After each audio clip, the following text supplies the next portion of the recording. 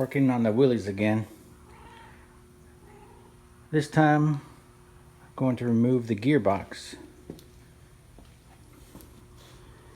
because it was stored outside and water filled up this this case by going down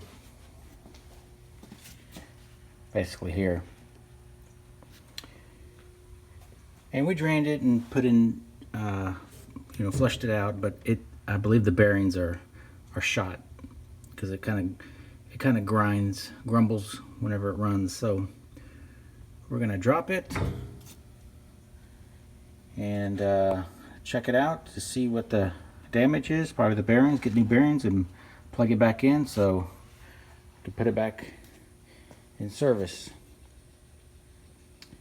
So let me show you what came out of it.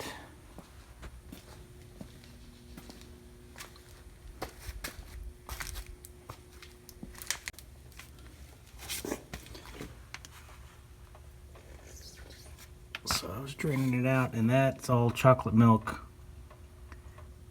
So I believe it still has some water in it.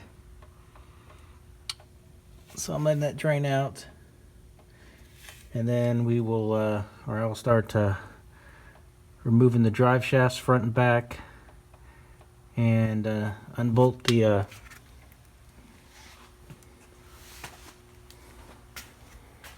gearbox from the bell housing and lower it down.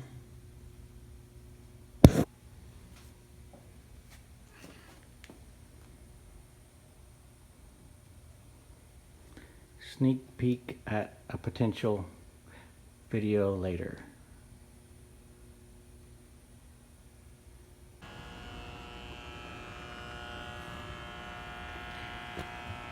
Alright, so the drive shaft is out, and it came out pretty easy.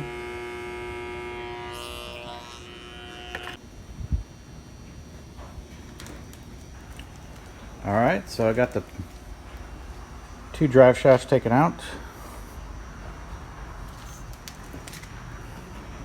Top end of the gear out.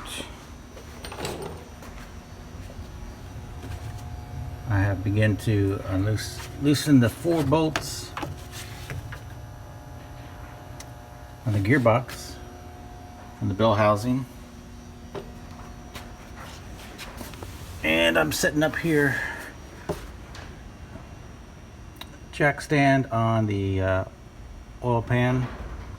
Well, there's actually a protector, pretty beefy size protector plate there. I have it on.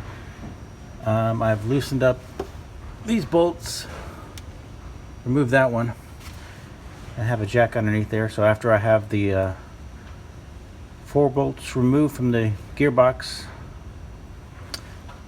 I will put up the jack to support this cross member, and start to lower and move it backwards, because I believe it's gonna have to come out this way to remove the shaft, and then down. That's the plan anyway. I don't know if these 4-wheel high and 4-wheel low and 2-wheel high, 2-wheel low selectors are going to be in the way. Hopefully I could still keep them on. I don't want to remove them if I don't have to. Okay, so I'm starting to remove the gearbox. Got it separated from the bell housing. Oops. And I wanted to kind of show how it looks whenever it's starting to come apart. You can see the clutch fork on the left hand side almost folded all the way back, and the pilot bearing, I forget what that is, that bearing with the spring is coming off with it, and just kind of let you see that.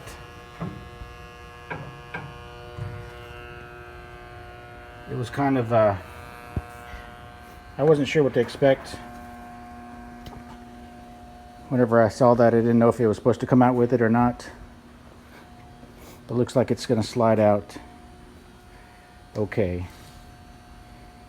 Underneath, since this is my first time, I have a bunch of support brackets, stands.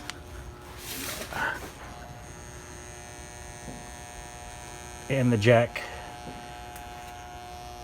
And there's the cross member, kind of walking it back, sliding it side to side. Another jack underneath the skid plate, and I lower that just a little bit. It lowers the engine, and then that's how I got it to lower past this bracket. And I just lowered it enough to clear the bracket, and it should slide out. So I'll continue to slide it back out and then bring it to the ground. One other note, when lowering the engine, I removed this radiator hose so it could come back, because since the engine is going backwards, probably need to, remove this hose. This hose has a lot of play in it. Okay, here you can see the clutch fork is now totally disengaged, and I'm able to pull the rest of the shaft out and with the gear. So that clutch fork will go all the way to the side when you're pulling it out. Also remove the four-wheel drive high and two-wheel drive low, high-low selector. It had a screw that held it in that notch, and then I just kind of pulled it out after I lowered the gear box a little bit. I had better access to it.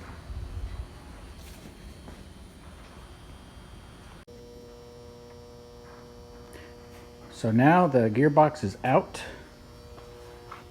This is my little contraption I made to lower it down and pull it out. It's got the jack in the front with scissor jacks on the sides, and that allowed it to not only come down pretty easy, but also it's skid, so I could move it. So I was able to drag it out and move it here. So now I have access to start taking it apart. And it did need to it needs a rebuild. So that's what we'll be doing. So now the gearbox is disassembled, and it's pretty much what I was thinking. It's pretty much we're going to need to replace the gears, because those are pitted and rusted through. Actually, I thought this was going to be the problem, where the needle bearings go in, but that's actually smooth. That part is actually good. And this case did have water in it, but it looks like the gears are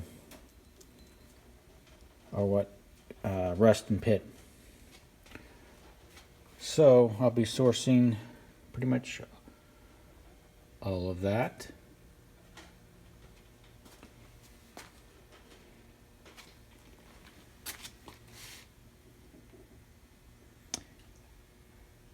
And rebuilding it